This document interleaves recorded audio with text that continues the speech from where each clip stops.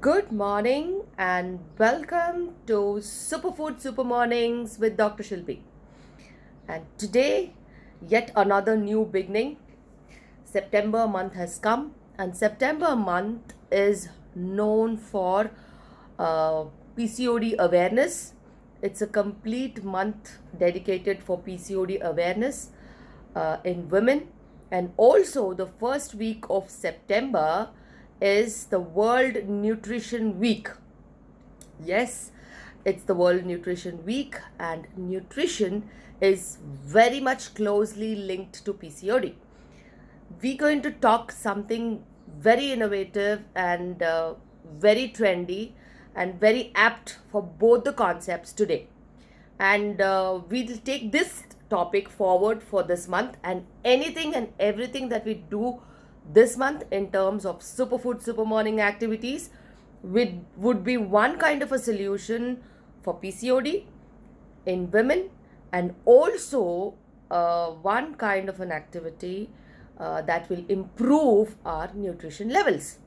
And it's all about good health, it's all about living natural, it's all about living world friendly.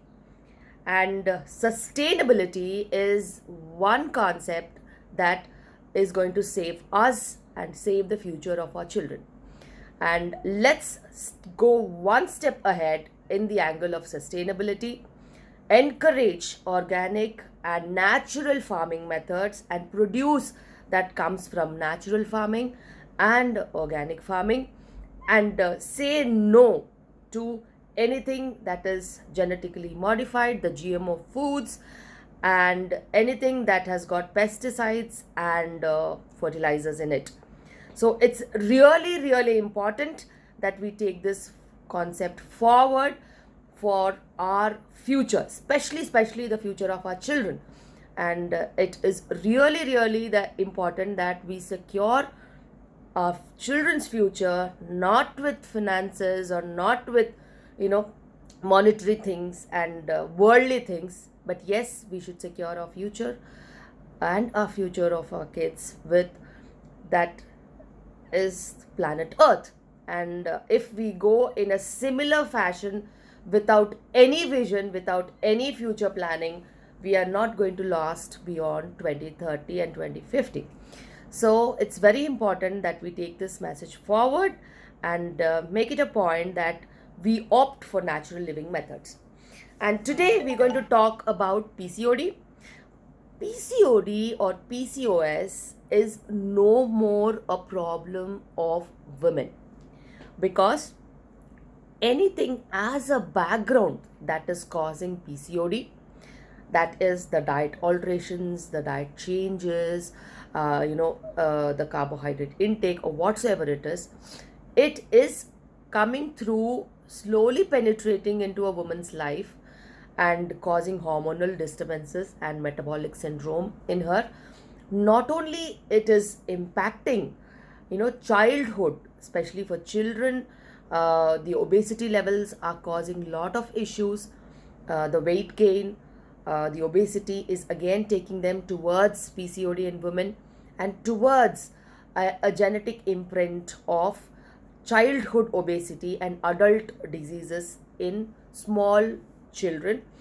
Not only this, when a family per se has food that has a pattern and that is the cause of PCOD, then definitely for the women it is PCOD, and for men it is about obesity and further challenges of obesity with diabetes, hypertension, cholesterol, and other inflammatory conditions like cancers. So it is not only about women anymore, it is about the entire family, be it a child, be it a woman, be it a man, be it elderly or anybody. So whatever diet that you're taking has so much of an impact. And when we have to talk about nutrition per se is a huge concept. And this World Nutrition Week, we're going to talk about everything that is sustainable and everything that is practically possible in your house. Nothing fancy, nothing impossible, and nothing that is not uh, you know practically possible. And we're going to take it such a simple method that everybody can incorporate, especially when you incorporate foods that are locally available. Especially if you take the fruit guava, it is locally available, it is rich in fiber, it is very good glycemic index, a very low glycemic index, it releases calories slowly, it heals constipation, it is high in vitamin C, all vitamins, minerals, it is easily available, it is easily accessible, the fiber in it gives you that fullness, and it's cost effective, it's available widely even in the villages, even in the cities. And when you incorporate such a fruit into your diet, it not only enhances your nutritive value of food, also it gives additional benefit, like treating of constipation, blood sugar control, the fiber that you need, and essentially in the long run it helps PCOD, it helps obesity, it helps so many things, it helps people with diabetes, it helps people with hypertension. So incorporating something that is locally available, seasonally available, and practically which can be bought by not spending much money. So nutrition is all about not spending much money but getting enough of food which is high nutritional value, and also sufficient and not in excess. So now we have a pandemic that is running in excess of food availability, and not only excess of food availability, it is excess of eating also. There are certain disorders in our bodies that for time pass, so when we don't have any other thing to do, we eat food and see something that is readily available on the screen. So this is another huge pandemic that is hitting us, and it is very detrimental to our environment. For any angle of sustainability, for any angle of carbon footprint, and saving the planet, you should eat amount that is sufficient for your body and nothing in excess, and eat a amount of food that easily that you can buy and you can sometimes produce at your house, especially if you think about your terrace garden or balcony garden or anything that is available nearby. There are people who are pooling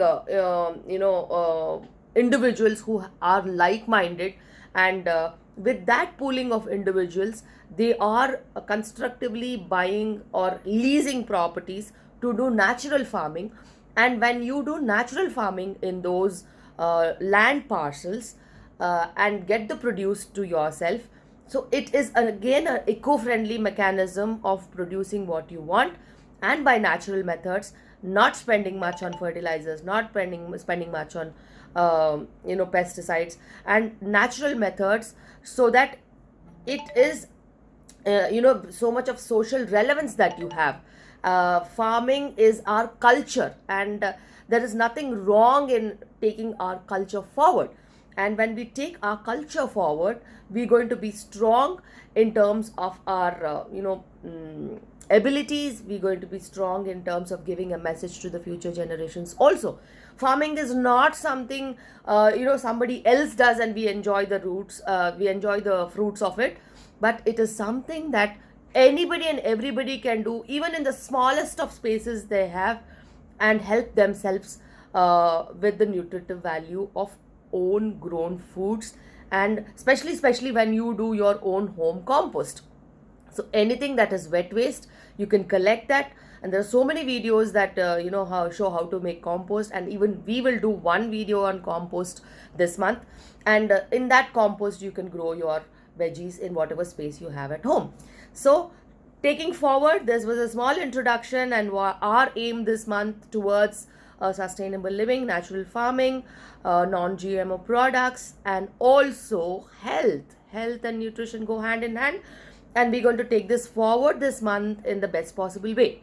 And today, if we have to talk about PCOD, why PCOD is on an alarming increase because of our lifestyle. There is no physical exercise, there is no burning of calories, there is excessive of eating, and PCOD per se gives that craving of eating food. So when you have that craving of eating food, what happens in PCOD? I'll tell you in the very smallest possible way.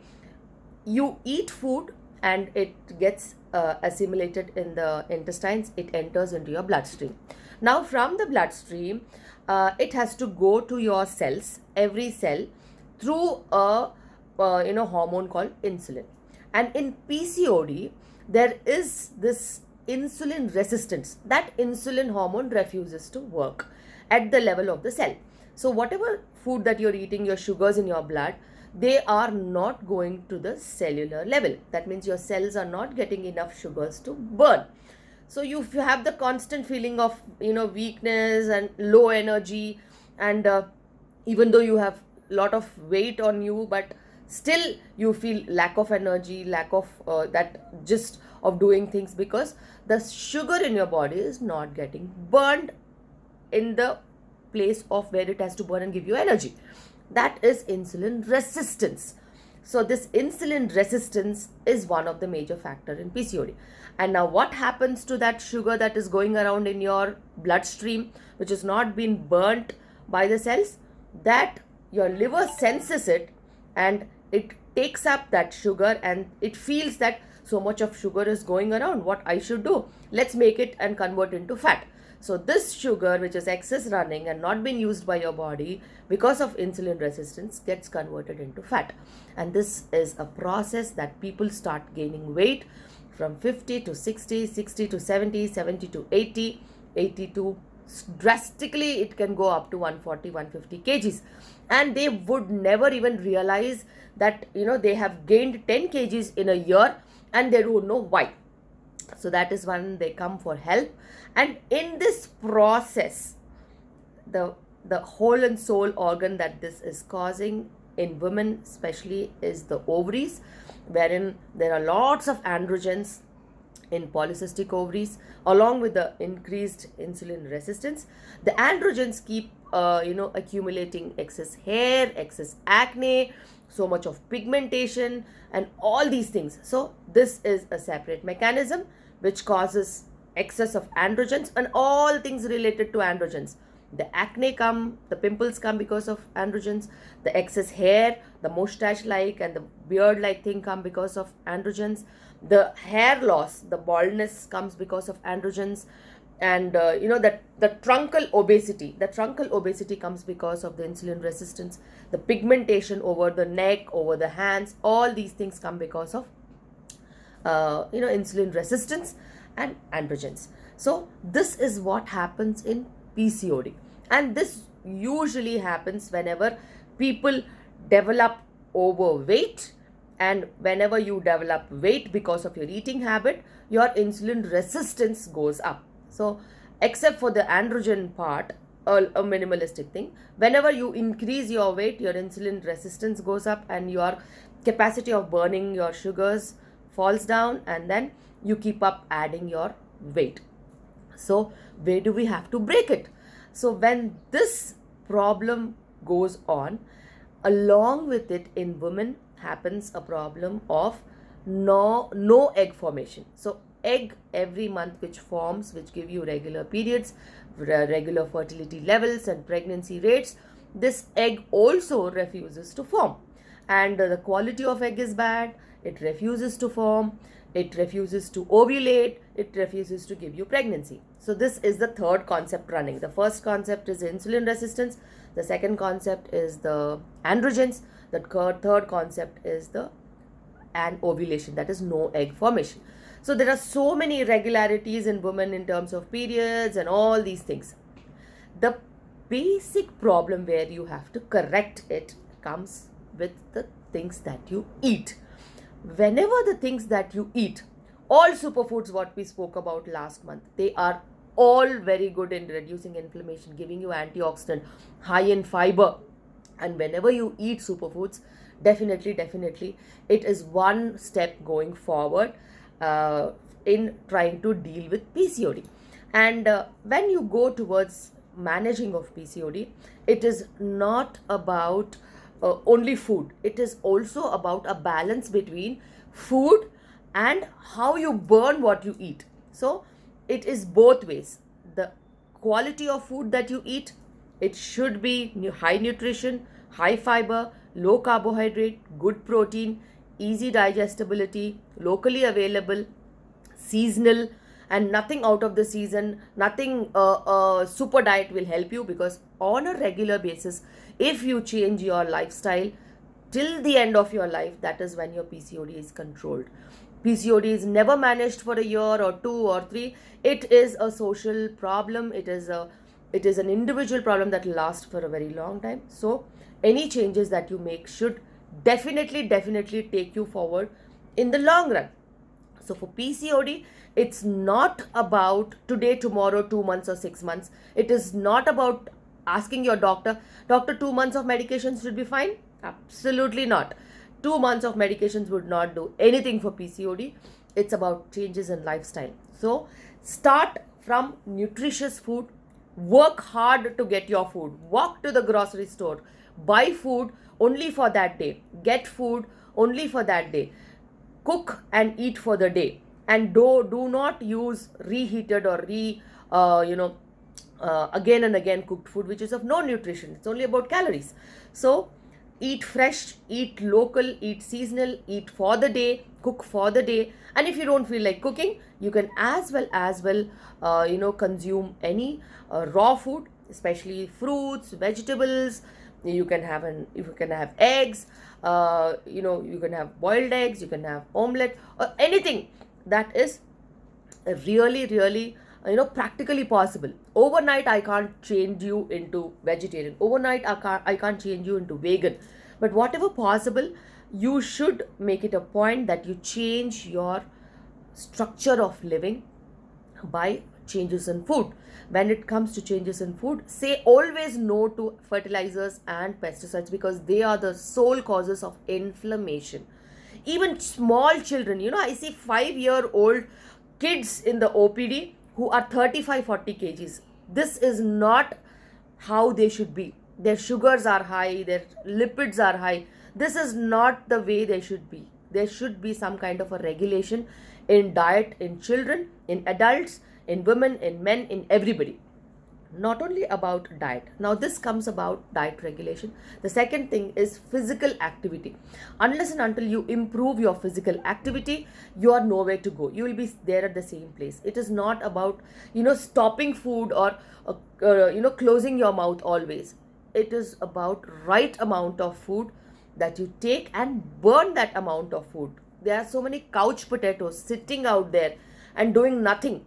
Burn your calories by going and fetching food for yourself, burning calories by improving your activity levels in some way or the other on a daily basis. Hitting the gym is not a practically possible solution for your entire life. That is one such a possibility for people with luxury. For people without time frame and issues like that, walking to office or commuting to office, making some effort to spend some day, burn calories, getting your groceries by walking. So all these things, you should analyze your proper situations and act accordingly. Where all can I spend my calories? Cleaning your own house, or taking the stairs whenever you have to commute. So all these things, on an individual basis, you have to make your tailor-made decisions.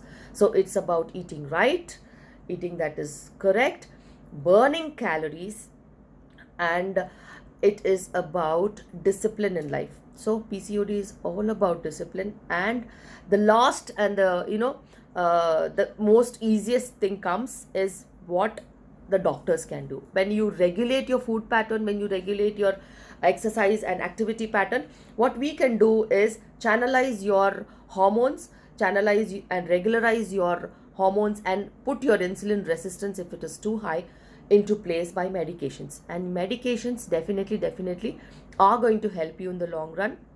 and they are the ones that are in the forefront in terms of therapy. But therapy works especially when you put effort on the nutrition and the physical exercise part. Therapy does not work, and it is not the only solution. If you have to talk about therapy, there are several modes of therapies that we give for PCOD, depending on their hormone profile, depending on their insulin resistance, depending on their requirements of either weight loss or regular periods or fertility levels or pregnancy or post delivery.